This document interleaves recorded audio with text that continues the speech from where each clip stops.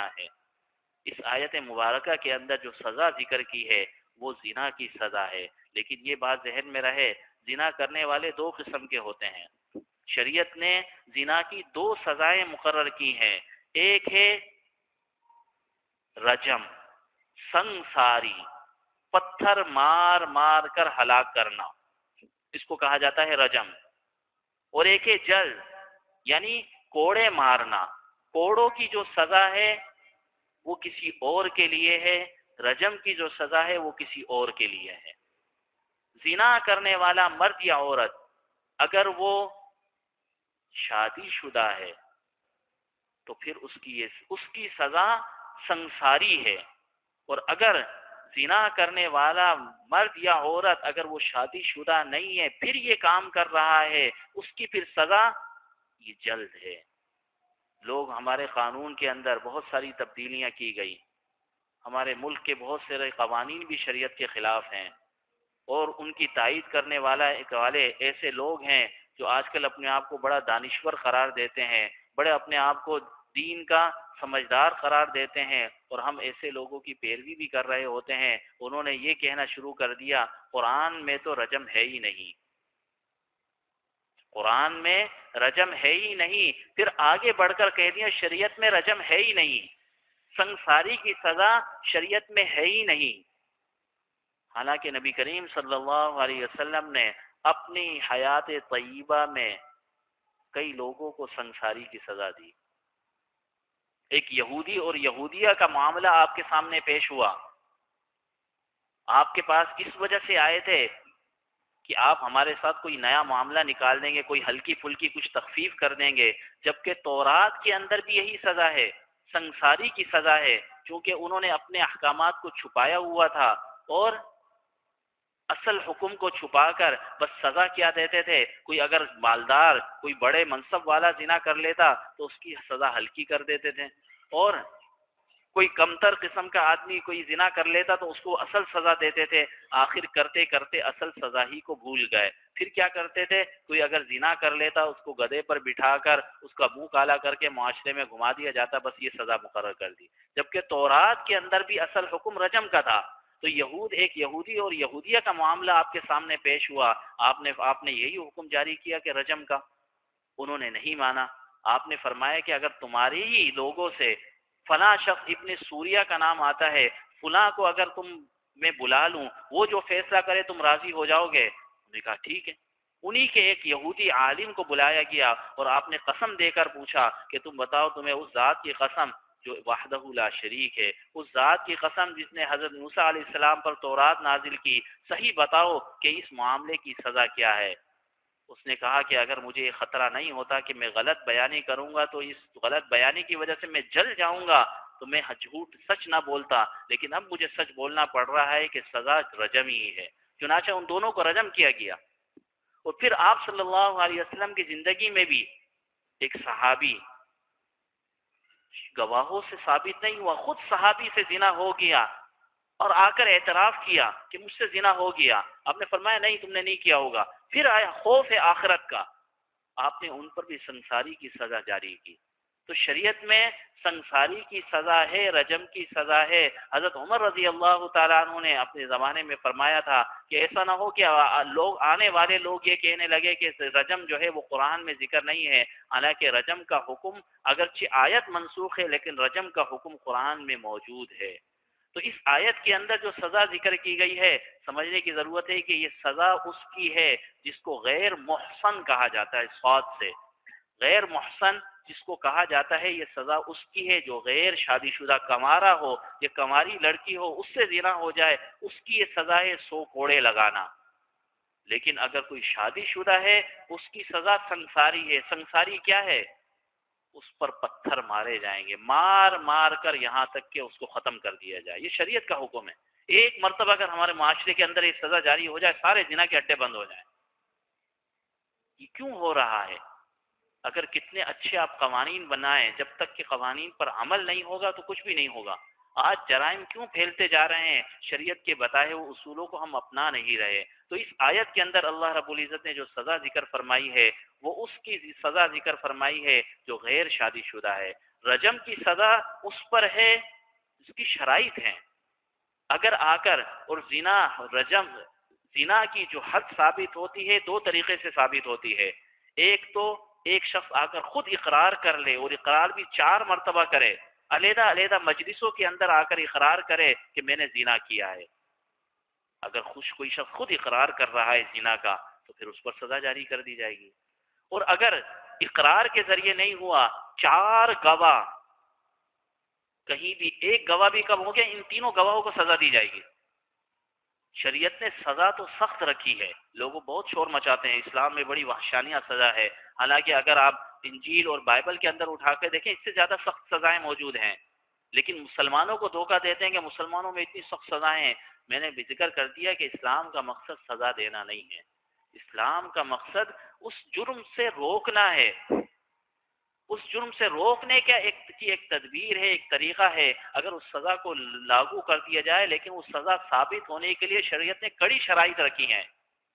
پہلی شرط کیا؟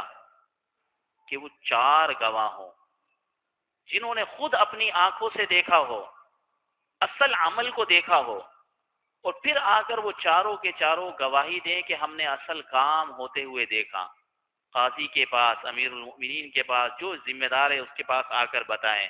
پھر قاضی کا کام یہ ہے کہ ان گواہوں کی چھان پٹک کرے، کیسے لوگ ہیں، قابل اعتبار ہیں بھی یا نہیں، کہیں ان سے اس کی دشمنی تو نہیں ہے جو جھوٹا الزام لگا رہے ہیں. اور پھر جب سزا دی جائے تو سب سے پہلے انہی سے پتھر ماروا جائے. اگر ان میں سے ایک بھی منکر ہو جائے تو ان کو سزا دی جائے گی، وہ بچ جائے گا. اگر اس نے اقرار کیا ہے، کسی شخص نے آ کر خود اقرار کر لیا اور کسی وقت بھی وہ کہہ دے کہ نہیں میں نے نہیں کیا، معاف.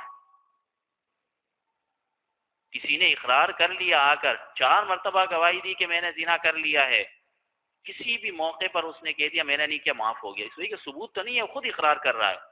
یہاں تک کہ پتھر مارے جا رہے ہیں اس وقت وہ انکار کر دے کہ میں نے نہیں کیا، سزا معاف. تو شریعت نے سزا سخت رکھی ہے، لیکن سزا کے ثابت ہونے کے لیے کڑی شرائط رکھی ہیں. معافی کے بہت سارے راستے رکھے ہیں، ان کو نہیں دیکھتے، صرف یہ دیکھتے ہیں کہ اتنی سخت سزا. تو شریعت نے زنا سے، اصل مقصد ہے زنا سے بچا جائے، اور اس کا طریقہ یہ ہے کہ زنا کی طرف لے جانے والی چیزوں سے بھی اپنے آپ کو بچائیں. اپنی نظروں کی حفاظت کریں، اپنی نظروں کی حفاظت کریں. نظر جو ہے نا زنا ہے. یہ آج ہزاروں میں کوئی ہوگا جو اپنی نظروں کی حفاظت کرتا ہو، ہزاروں میں. خود فیصد نکالنے کیا ہوگا. اس بدنگاہی کا گناہ سب سے پہلا اثر دل پر پڑتا ہے، ساری دل کی نورانیت ختم ہو جاتی ہے. نماز پڑھ کے نکلے، اللہ رب العزت کی عبادت کی، نورانیت دل میں پیدا ہوئی، یہاں نظر کسی پر پڑی، ساری نورانیت اڑ گئی. آج ہماری عبادتوں میں وہ لذت نہیں ہے، وہ مزہ نہیں ہے. کیا؟ اس وجہ سے کہ ہمارے سے گناہ چھوٹتے ہی نہیں ہے. اس کی مثال ایسی ہے کہ جو قرآن کریم نے فرمایا ان الصلاۃ تنہی عن الفحشاء والمنکر، نماز برے کاموں سے، فحش کاموں سے، منکرات سے روکتی ہے. ہماری نمازیں نہیں روک رہی، ہماری نمازیں نہیں روک رہی. ایک وجہ تو یہ کہ ہمیں پتہ ہے کہ ہماری نمازیں کیسی ہیں. نماز کا اثر یہی ہے کہ وہ برائی سے روکے، لیکن واقعتاً اگر ہماری نماز بن جائے. اور دوسری وجہ یہ ہے کہ ہم نے گناہوں کی کھڑکیاں کھولی ہوئی ہیں. نماز کا اپنا اثر ہے، اس میں کوئی انکار نہیں ہے، لیکن وہ اثر ہم پر نہیں ہو رہا اس وجہ سے کہ ہم نے گناہوں کی کھڑکیاں کھولی ہوئی ہیں. ایک کمرہ ہے، اس میں زبردست اے سی لگا ہوا ہے، فل اے سی چل رہا ہے. وہ کمرہ اگر بند ہے تو بہت جلدی ٹھنڈا ہو جائے گا، اس اے سی کا اثر فوراً ظاہر ہو جائے گا. لیکن میں نے کھڑکیاں بھی کھولی ہوئی ہیں، دروازے بھی کھولے ہوئے ہیں، روشن دان بھی کھولا ہوا ہے، تو پھر وہ کمرہ ٹھنڈا ہوگا؟ جتنی کولنگ ہو رہی ہے وہ سب ادھر ادھر ضائع ہو رہی ہے. تو ہم نے بھی گناہوں کی کھڑکیاں کھولی ہوئی ہیں. کہیں آنکھ سے ہم گناہ کر رہے ہیں، کہیں کان سے گناہ کر رہے ہیں، کہیں زبان سے ہمارے گناہ ہو رہے ہیں، کہیں خیالات کے ذریعے ہم گناہوں کو پکا رہے ہیں، کہیں دل و دماغ کے اندر غلط چیزیں چھائی ہوئی ہیں. اس کی وجہ سے ہماری عبادتوں کا اثر ہم پر ظاہر نہیں ہو رہا. ورنہ عبادت کا اثر اپنا ہے، قرآن و حدیث سے جو بیان کر دیا اس میں کوئی شک و شبے کی گنجائش نہیں ہے، لیکن اس کے اثرات ہم پر ظاہر نہیں ہو رہے اس وجہ سے کہ ہم گناہ چھوڑنے کے لیے تیار نہیں. گناہ چھوڑنا اللہ رب العزت کی معرفت اس وقت تک حاصل ہو ہی نہیں سکتی، کتنی عبادتیں کر لے، جب تک کہ گناہ چھوڑنے کی عادت نہ ہو۔ گناہ چھوٹیں گے تو انشاءاللہ پھر ان عبادتوں کو میں بہت تبدیلی آئے گی، زندگی میں تبدیلی آ جائے گی، اللہ رب العزت کا تقرب بہت جلدی حاصل ہو جائے گا۔ تو اللہ رب العزت نے پہلا جو حکم بیان فرمایا وہ فرمایا کہ زنا خطرناک چیز ہے، اس سے اپنے آپ کو بچانے کی ضرورت ہے۔ اور رجم کی جو سزا میں ذکر کر رہا تھا، احادیث میں متواتر احادیث میں آئی ہے، اس وجہ سے کسی طرح گنجائش نہیں ہے یہ کہنے کی کہ رجم کی سزا شریعت میں نہیں ہے۔ اور پھر شریعت نے رجم کی سزا کے لیے شرائط لگائی ہے۔ پہلی شرط یہ ہے کہ مسلمان ہو، دوسری شرط یہ ہے کہ آزاد ہو، تیسری شرط ہے وہ بالغ ہو، چوتھی شرط یہ کہ وہ عاقل ہو، پاگل نہ ہو، مجنون نہ ہو، اور پانچویں شرط یہ لگائی ہے کہ وہ شادی شدہ ہو اور اپنی بیوی سے صحیح صحبت کر چکا ہو۔ وہ شخص ہے، اس کو کہا جاتا ہے محسن، اس پر شریعت نے رجم کی سزا لگائی ہے۔ اگر یہ شرائط نہیں ہے، کوئی ایک شرط بھی نہیں پائی جا رہی تو رجم کی سزا نہیں ہے۔ اور پھر اس کا ثبوت کیسے ہو؟ یا تو خود اقرار کرے یا گواہوں کے ذریعے اقرار ہو، تب جا کر یہ سزا ہوتی ہے۔ اور اگر ہمارے قوانین میں دیکھے جائے، عدالت میں دیکھا جائے، تو آج تک کوئی اس طرح کا جرم ثابت ہی نہیں ہو سکا۔ گواہ پورے نہیں ہوتے، گواہ ہوتے ہیں تو وہ خود گڑبڑ ہوتے ہیں، ان کے اندر بہت سارے مسائل ہوتے ہیں، جس کی وجہ سے شریعت نے جو سزا مقرر کی ہے، جو شرائط لگائی ہیں، وہ شرائط پوری نہیں اترتی۔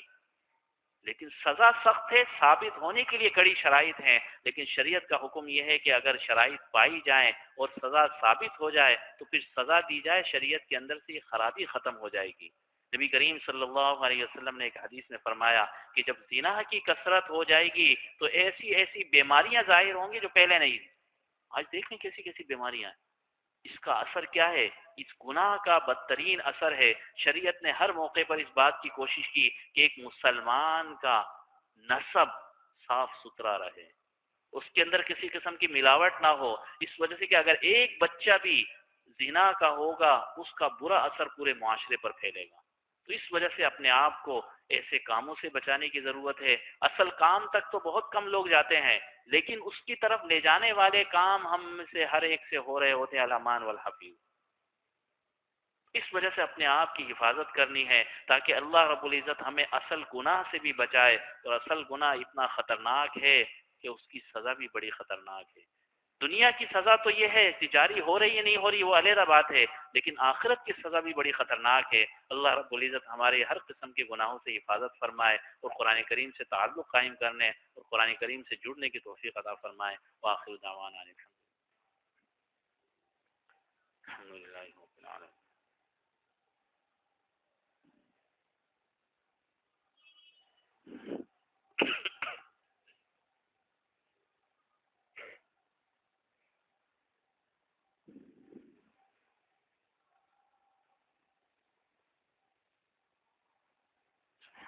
رب العزة عما يصفون، سلام على المرسلين والحمد لله رب العالمين۔ جزاك الله خيرا۔